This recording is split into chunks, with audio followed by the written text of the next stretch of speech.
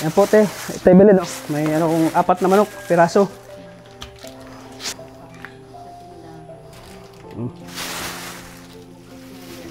Oh. Pwede yung isa, hapunan. Te, ito bilhin.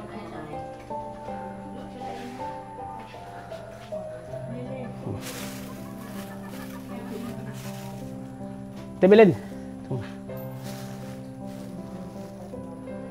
Ito isa, pwede kayo mag-adobo mamaya.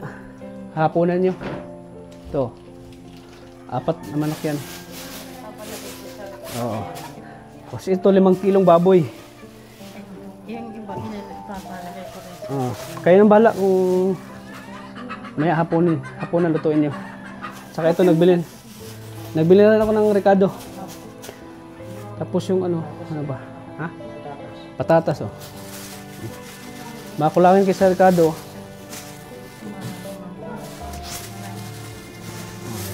Patatas para sa adobo. Ayan. 5 kilo para iba bukas, mamaya alas lamay no? Luto kayo mamaya kasi marami yatang papasok mamaya na eh. Mga kilamay. Ayan. Tsaka ito, pwede pa nyo almusal. Pang sahog, pang almusal nyo. Tsaka ito. Oo, sige. Oo. Para hindi masira. Yan, kayo na pong bahala, te.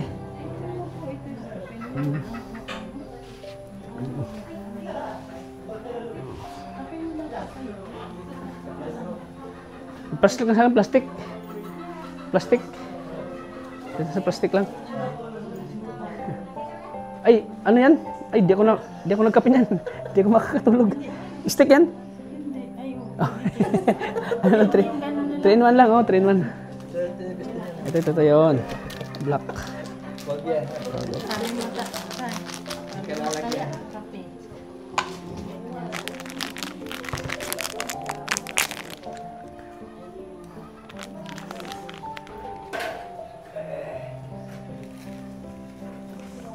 Katuro. Yan po, bigyan natin kaya ibili ng pangbili ng mani. Ano? Sa mani. Oh. Cracker. Ano yung mga happy, ganun?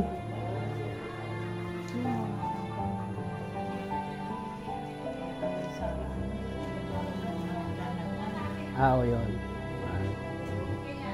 So, baka kulang yan.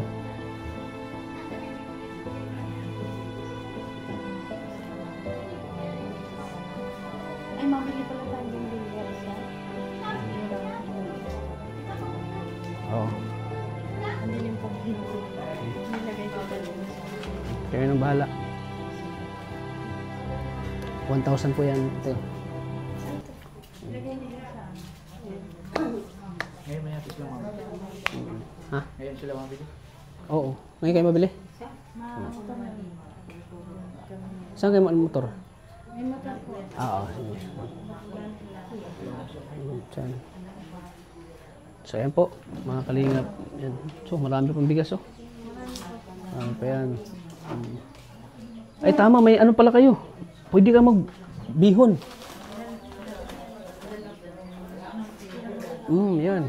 Tama-tama. May 5 kilong baboy. Pwede pansahog. Adobo.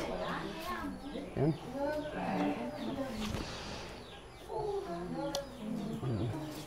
So, ayan. Wala tayong problema sa pagkain, no? Grabe. Talagang binibless tayo ni Lord ngayon dahil kay Nanay Juicy. Thank you kay Nanay Juicy. Ayan, no? Walang problema sa pagkain po. Ito na, pinaprovide na ni Lord. Tapos yung manok. Di ba? Ayan. Napaka-bless ni Lord, talagang hindi tayo pinabayaan. Ginaguide tayo ni Nanay Juicy. Ayan, no? Pinaprovide sa atin. So, ayan po. Ay, te, kumusta po? Kalingap tatap, wala ko. Tawag ko, stepmother. Kaano po si, si Ako yung, Nanay Juicy? stepmother ni Jocelyn. Ay, siya? Bakit naging stepmother kayo? Naging asawa ko yung papa niya nung namatay na ang mama niya. Ikaw yung second mother niya? Mother. Ilang taon si Nanay Juicy noon? Ano pa lang yan noon? Grade 2. Dito. Mm-mm. So bata pa pala siya nung talagang siya, ikaw na nag-aalaga sa kanya. Mm-mm. Tapos si Richard noon ay hindi pa nag-aaral. 3 taon. Yung bunso nila. So ikaw talaga nagsilbing mama ni Nanay Juicy. Baga, ikaw yung namulatan na magulang. Ano pong pangalan natin? Pangalan niyo po. Saida. Ilang taon na po kayo? Ano na ako? 66. Ano po si Nanay Juicy bilang ano niyo po na kinakilala niyong anak-anakan? Mabait siya. Mabait? Bukod sa mabait, ano pa po? Masipag. Sipag, yun. Maganda. Maganda. Yan. Maganda. Sobrang ganda doon ni Nanay Juicy nung ano Nasa pa na kanya siya. na nga ang lahat. Bataan pa niya. Maganda, masipag. Mm, Mabait. mabait. Kasi ako nagpalaki niya ni. Ikaw talaga nagpalaki, te. Ikaw talaga nagpalaki sa kanya. Nakapag-aral ba si Nanay Juicy ng high school? High school? Ano po eh, nag-asawa na siya. Elementary lang. Ilang taon siya nag-asawa? Ano, mabata po. Bata pa. Siguro mga 15 ganun. Nag-asawa na siya. So saan po kayo nakatira ngayon? Mga niban. Panganiban. May asawa na rin kayong bago? Ay, wala sir. Mga 1 year pa lang si daddy sa September 28, babang luksa. Hindi ka nag-asawa. Fiesta nga sa amin kahapon. Na wala na siya, no? Ay, siyempre, malungkot. Mga 1 year si daddy. Namatay naman na si Josie. Parang tinawag siya na Juicy, ano? 28 din yung namatay ng September. September na namatay. September, ngayon eh, mga 1 year na siya sa ano.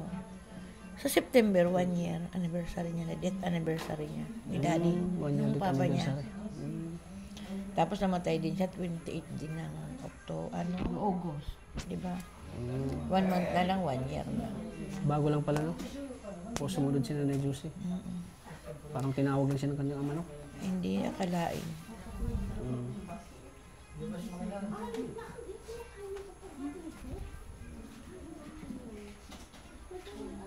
Ano, te? So, parang, masakit na, parang, sa isang parang, Parang 1 taon pa lang, may parang pagitan, sumunod. no? Sumunod agad, no? Bakit ka naiyak, Nay? Anong naramdaman niyo po? Siyempre, parang ko na rin anak niya. Siyempre, masakit din sa iyo, no? Ako nagpalaki niyan eh. Oo. Hindi mo na makita si Nanay Juicy, no? Gandang bata pati. Lahat naman yan sila, magaganda. Mana dun sa ama. Nagkataon na talaga na ano, no? Hindi naman siya ng sakit, no? Hindi naman siya, ang simula lang daw niya na yung nakunan. Nakunan siya. Hindi naman niya nagkasakit ng ugat. Baka mayroong diabetes, ano kaya? Hindi ko alam Ano? kasi Yung- nadala na yan sa BMCI, di ba? Ano talaga siya, diabetic? Yung parang hindi masyado na ano yung diabetic niya. Kasi nung nakaburol si daddy, dinudugo yun. Oo. Yun lang ang alam ko. Tapos nabalitaan ko, dinala sa BMC.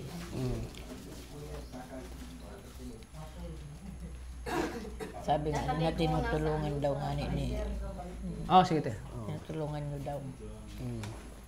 Oo, talagang tumulong din. Ay ka po si Rap.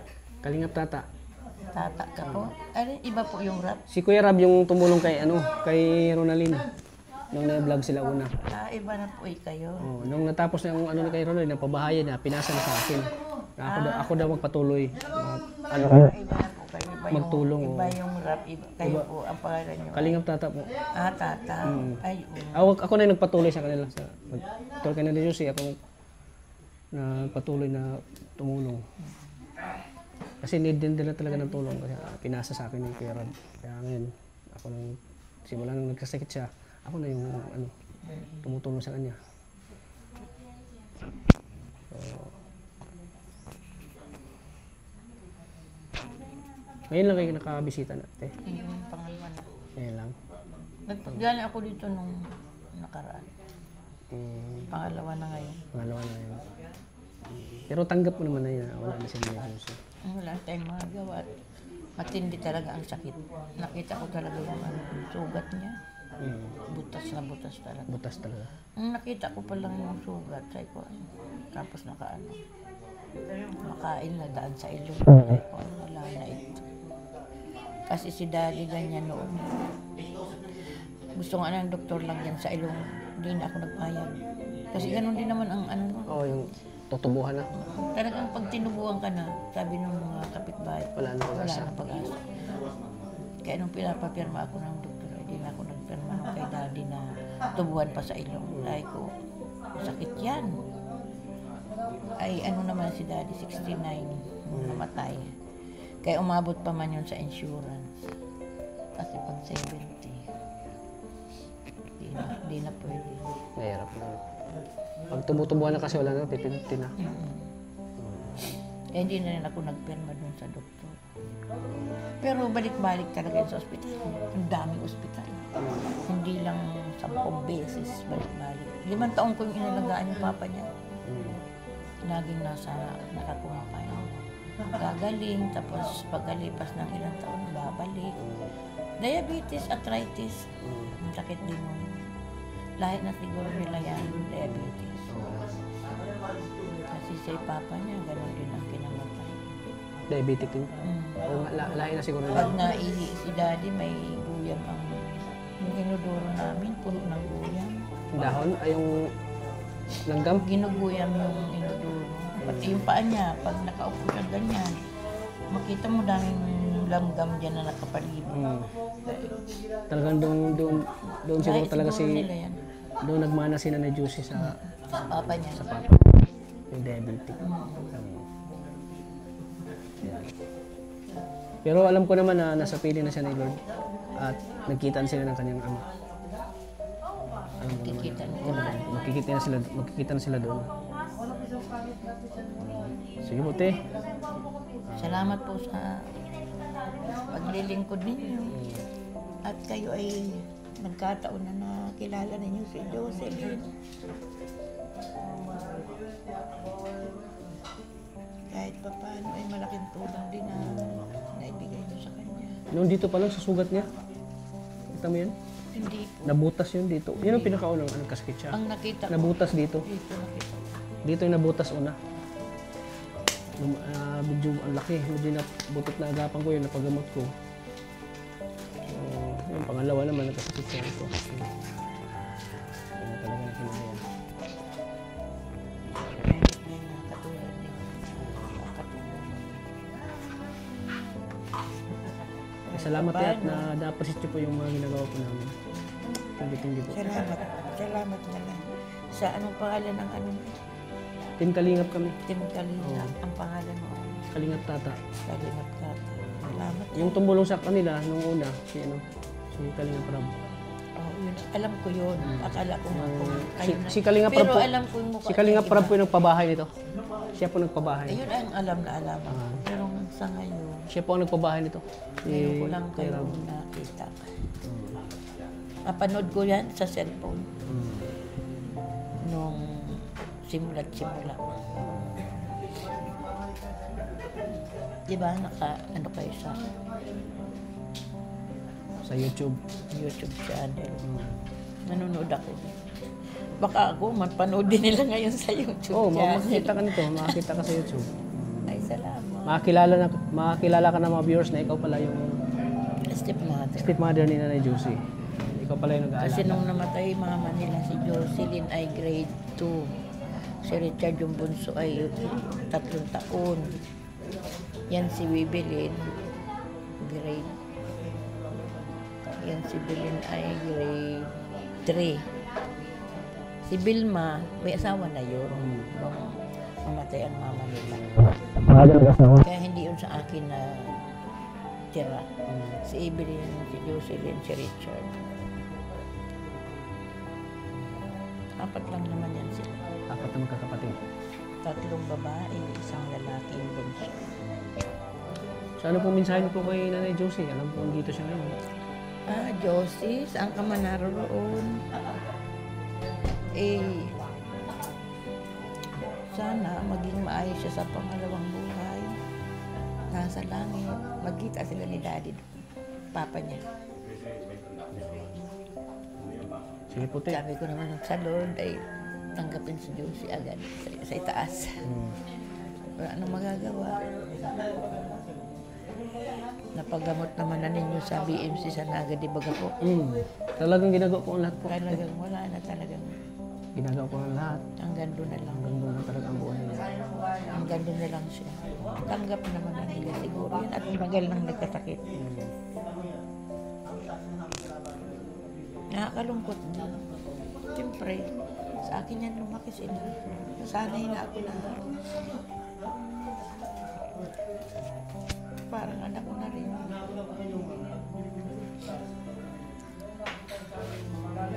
Hindi nga ako makapaniwala. Bata pa si Diyos. Bata pa siya nawala. Ano?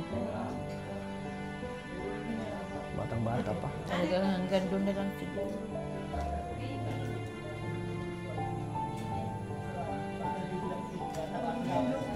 Kasi lahat naman tayo ay pupunta dyan eh. Kataon lang talaga na nauna siya. Lahat tayo dito ay walang maiiwan. Una-unahan lang. Lahat tayo dito sa mundo walang maiiwan. Lahat po tayo mawawala. So, Kaso nagkataon lang na patagalan na lang. Tagalan na lang. Mauna. Mawawala na lang. Kasi pag magtanda na tayo, talagang hindi na natin kakayanin, di ba? Hindi man mamatay sa sakit, sa katandaan. Sa katandaan. Oo, mamatay din. Oo. Tulad ng mama ko, namatay yung sa katandaan. Pero sana sa katandaan mamatay para naman tanggap natin. Oo. Kahit tayo, lahat naman tayo may tanggap natin na Kasi pag namatay kapag sa katandaan, katandaan tayo mamamatay. tanggap na. Pero pag sa sakit, Pero ano kasi yung bata pa kasi tayo namatay, pero yun, hindi natin pwedeng sisihin din yung Panginoon kasi baka gusto din ng Panginoon na maaga tayo makapiling. Ganun. saka siguro sabi nila, pag tayo pinanganak, nakaano na rin tayo kung kailan tayo kukunin. Oo, may ano na tayo ay. Ka-schedule na. Kumbaga nakaano na tayo ay. Yun ang Sa ayaw at sa gusto natin, may ano tayo, kumbaga may hangganan na tayo. May nakaano yung buhay natin. Nakalagbok na. Kahit anong gawin nating ingat sa sarili natin, kung panahon mo na talaga, mawala. Yun. Pero sana sa atin man, huwag mo na. Kasi bata pa tayo eh. At saka marami pa tayong Marami pa dapat tayong... gampanan. Tulad ako, marami pa akong mission na gagawin. Hindi lang kay Nanay Josie. Pinag-aaral din akong apo. Kahit ganito ng edad ko, kinakaya ko. Yun ang inspirasyon natin ay. Marami pa tayong mission na gagawin. Kaya, Magkape po kayo. oh, sige po. Sige po, te. Salamat po. Nakakilala ko po kayo. Ano po ulit mga te? Saida. Ayan, Ate Saida. Thank you po, Ate Yes. Saida. Yeah. Kasal ako kay Daddy. Ay, so it means yung dala mong apelido, Yasis. Kasi nung Kasal kayo ni daddy ni Nanay Josie. Sige po, te. matagal kami, 1988 pa kami. Hanggang ngayon. Namatay lang yun ay nung isang taon. Ano palang kinamatay niya? Arthritis, diabetes. Ah, yun. Yun ang delikado pag yung... Pero ang pinaka talagang namatay si Daddy, heart attack, hindi niya na nakaya. Hindi na siya nakahinga yun. Inatake na. heart attack. Komplikasyon. Komplikasyon na. Inatake na siya. Hindi niya na... Yung kasi yung diabetes niya, hindi man siya nagsugat. Mm. Ang kinamatay niya nung heart attack, hindi na siya nakahinga bigla. Pero sa wala siyang sugat. Mm. Pag kunting sugat, nagaling man. Tapos guguyamin. Tapos magaling. Pero ang kinamatay niya talaga, yung inatake na. Inatake siya. Mm. Sabi nila, ano na daw, yung komplikasyon. Kasi sa sugat, wala naman siyang katulad ni Jusing sugat. Oo. Ano lang siya, halimbawa yung kuko niya, may kunting sugat tapos magaling. Mm. Hindi katulad ni Jusing ang lalim. Talagang ganyan ba kalaki. Yung kasi yung Tapos may bidsure na- niya, yung bidsure may natin, na- pumasok na niya sa loob ng katawan niya. Yung, Yung bidsure na di ba nabutas yun? Pati yung buto na apektado na. Yung ang nakita ko nung buhay pa siya, may butas. Tapos yung laman parang lumalabas na dun sa butas. Oo, lumalabas. Tapos, pumapasok na sa loob. Kaya yung organ na tinira. Ayan. Na tinamaan na yung organ niya. Tinamaan. Yun, doon na siya agad. Hindi na ano. Ayan. Sige po, te. Sige po, Salamat po sa salamat po. ano.